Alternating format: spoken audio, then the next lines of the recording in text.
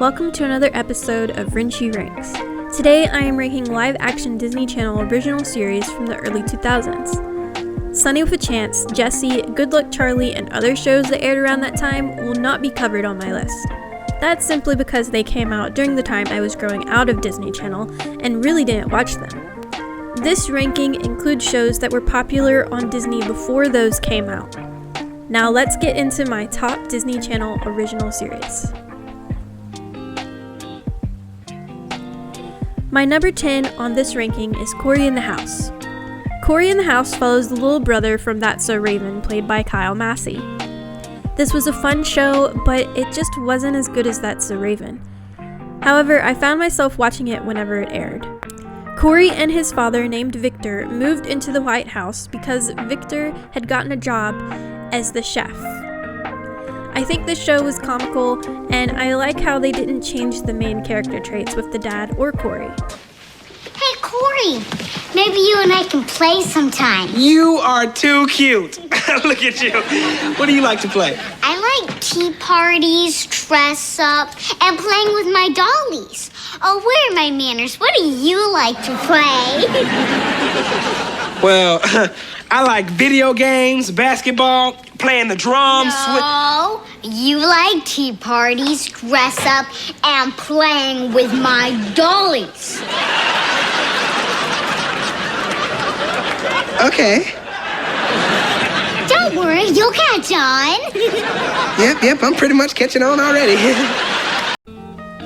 The actors that played the new characters were also charming and entertaining to watch. I feel like this series was targeted more towards boys or people who really enjoyed the little brother on That's So Raven. Just like That's So Raven, there are plenty of heartwarming moments and lessons in this show. In conclusion, this is a pretty good show even though it's a spin-off with only 2 seasons. Number 9 on my list is Sweet Life on Deck. As you'll see later in this video, I love the Zack and Cody series. They were amazing young actors that got their start on Grace Under Fire and Big Daddy starring Adam Sandler. The Sweet Life on Deck is a series continued from their first Disney show, The Sweet Life of Zack and Cody. The story is unique yet familiar at the same time, which is a good thing. Sweet Life on Deck takes place on a ship where they attend school and was pretty entertaining for me to watch since I was such a big fan of the previous TV series. Tokyo! It would be a great chance to practice our Japanese. Oh, Nihon ha subarashi kuni desu. Citizen ni. Hello, Wheel.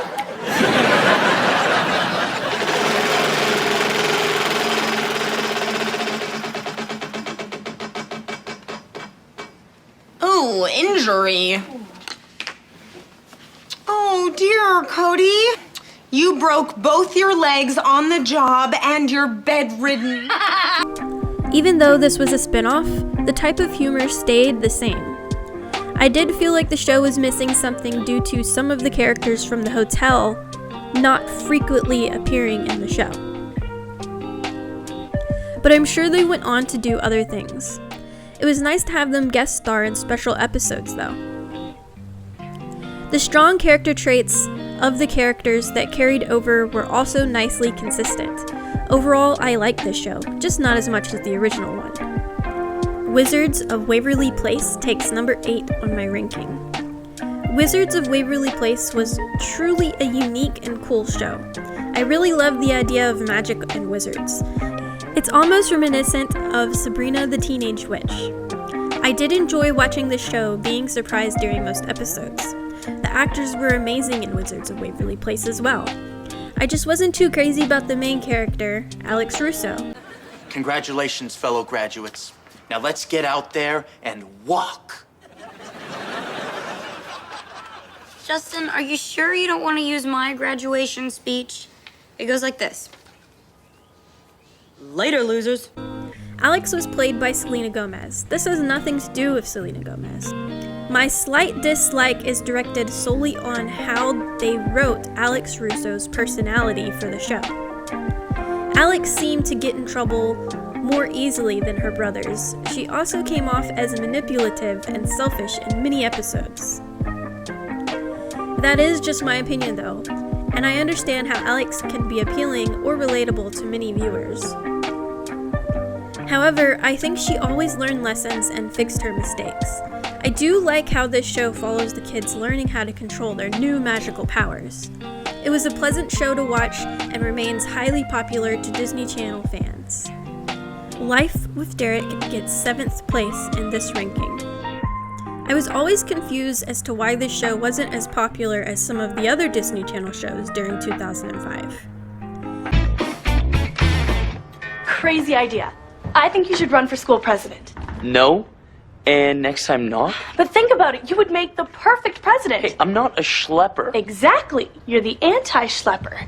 You're charming, charismatic, some might even say cool. Exactly. And there's nothing lamer than student council, except, of course, you. But don't you get it? You could make student council cool. True, but I'm still not running. Besides, if it's so important to you, why don't you just run?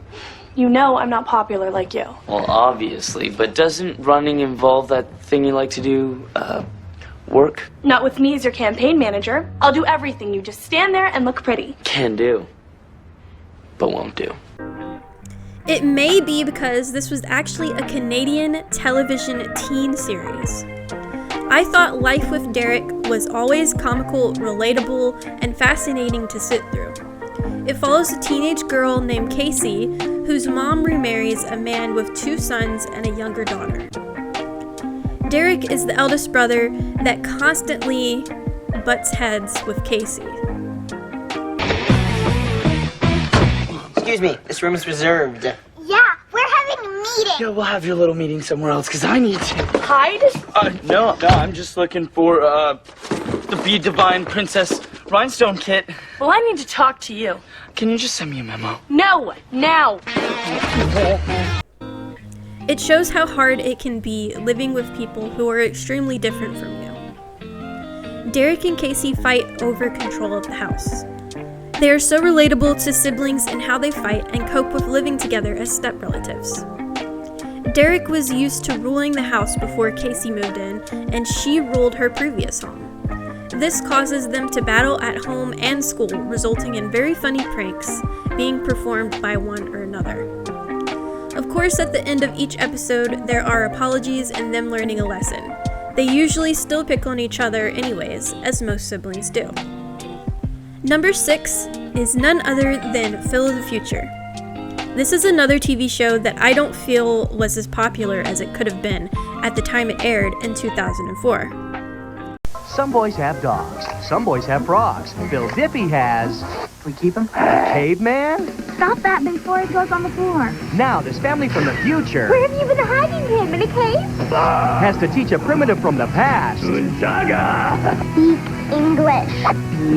English. ...how to survive in the suburbs. You got a little something on your face. Thank you. He's nutty, and I love him. This story follows a boy named Phil Diffie and his family that are originally from the year 2121. They go time traveling and get stuck in the 21st century after their time machine breaks. Phil of the Future was such a great show that I loved watching. The main character, Phil, and his little sister, Pim, have to attend school in this time era to blend in until the time machine gets fixed. They end up staying in the current time period for quite some time and make the best of their lives there. The actors performed amazingly in this show too. It is super interesting to see them learn about different things that aren't in their future and hide the fact that they're actually from 2121. This show is so exciting and funny. It's one that shouldn't go unnoticed, so you should definitely try to find it and watch Phil of the Future. I guarantee it'll entertain you. The 5th show I have here is Hannah Montana. Hannah Montana is a super popular Disney Channel show that aired in 2006. The main character is played by the very talented Miley Cyrus. The show follows a teenage girl who lives a double life as a pop star and an average girl. I really enjoyed the characters and plot twist in this series. The show did a great job with keeping things in the story interesting in both Hannah's and Miley's life. There were so many funny and memorable moments in Hannah Montana. It was cool to see how Miley managed to successfully be famous and work hard to keep her identity a secret from her normal teenager life. Don't look at my booty. No danger of that, partner. I love you, Hannah Montana. My personal favorite character was the older brother, Jackson. He was super funny and wasn't just an annoying older brother. There were always lessons learned and touching moments throughout Hannah Montana. I liked how sweet yet stern the dad's character was. I'm Kevin. The cute romantic one. You're Joe. The cute funny one. You're Nick, the cute sensitive one. And I'm her daddy, the cute protective one. And he was actually played by her real father. In conclusion, this highly well-known show is worth watching if you haven't seen it yet. Lizzie McGuire is number 4. This teen sitcom was popular in 2001 through 2004 with a full-length movie in 2003. The main character, Lizzie, was played by the beautiful Hilary Duff. The show follows Lizzie trying to lead a normal life at school and dealing with her crazy little brother at home. She was more of a shy, clumsy, and book-smart character. She was a pretty relatable character to me in many ways. I really liked how they transitioned to an animated version of Lizzie to convey what she's thinking in her head. My favorite character in this show was her best friend, Miranda. She was super cool and I loved her style. Lizzie McGuire showcased helpful ways for young people to deal with social issues, identity, and other struggles most tween or teens may experience in life. It's not quite right yet. You yourself said how important what you write is, so don't read it. Still needs a little work. Gordo, hey Gordo, sign my book? Yeah, sure. And don't even think about reading that, okay?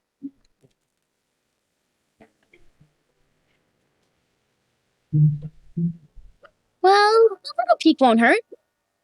Dear Lizzie, you rock. Don't ever change. And only, I really mean it. That is so sweet. Lizzie has a close relationship with her family and friends. It's a wonderful show that can still be enjoyable to viewers today. My number 3 choice is Even Stevens, that came out in 2000. It aired until 2003 and had their own full-length film in 2005. This show is so good. I absolutely loved the opening theme and actors in it. Shia LaBeouf was hilarious as Louis Stevens. Louis is the younger brother with gross humor who always annoys his super smart and well-organized sister, Ren. Look, yearbook photos here. Ready?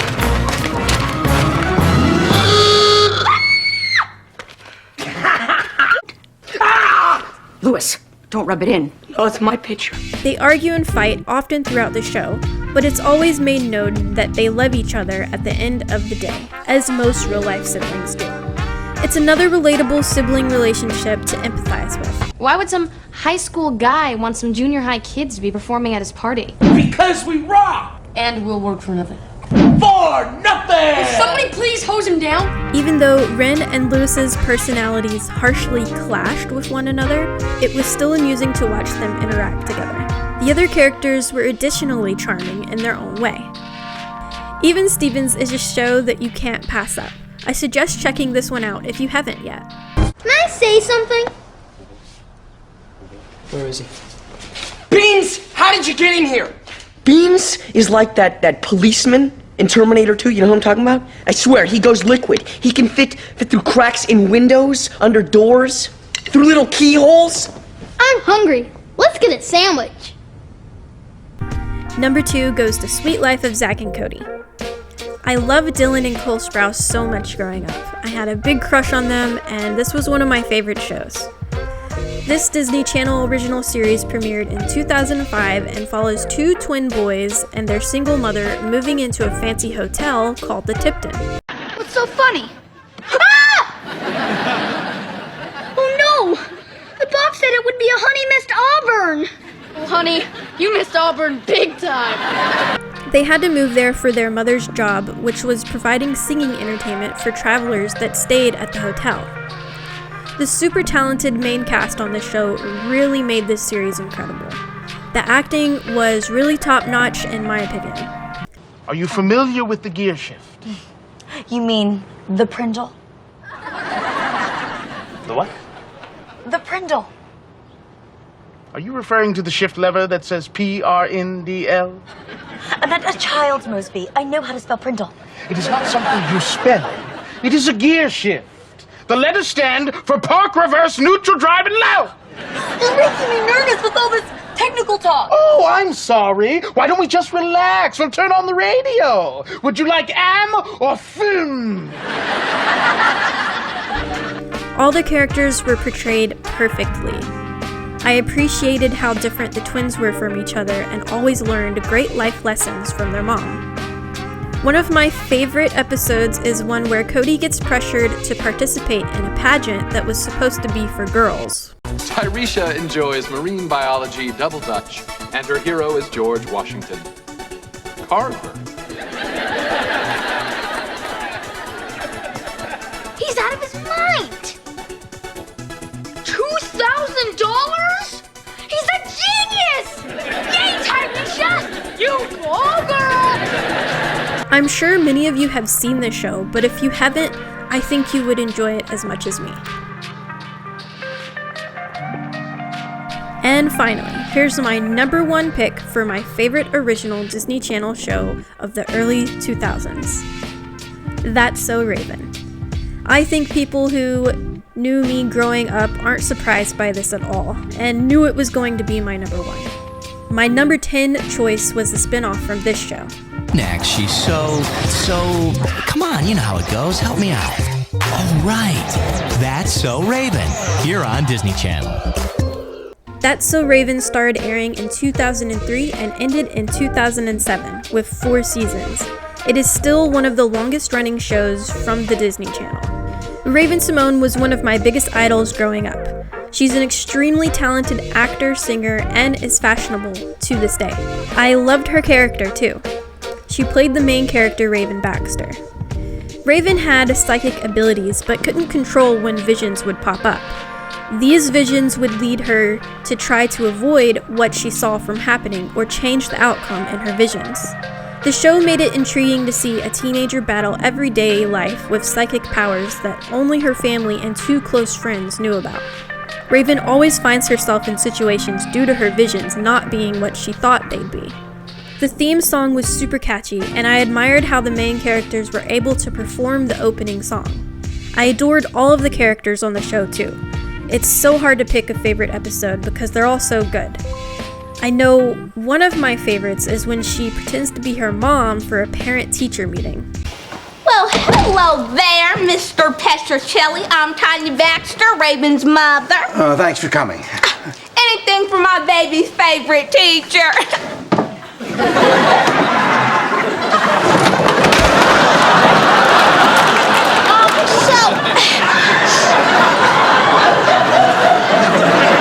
I know this is about my baby getting talkative in class, and she assures me that she's very sorry and it'll never happen again. Is that someone knocking?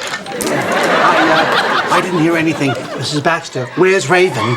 Raven is out in the car crying her little eyes out, big puffy red things, running nose, even a face a mother wouldn't look at. Now, I'm sure I heard somebody knocking.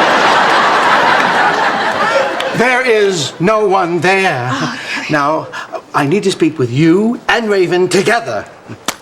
Okay, when would you want that, Mr. Petrocelli? Oh, when? Let me check my calendar. Now! Okay, then. I'll see what I can do.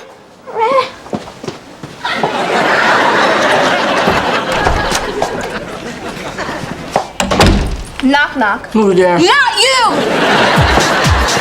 I was always excited to see what she would dress up as next. As always, she learned valuable lessons and ways to cope with her ability.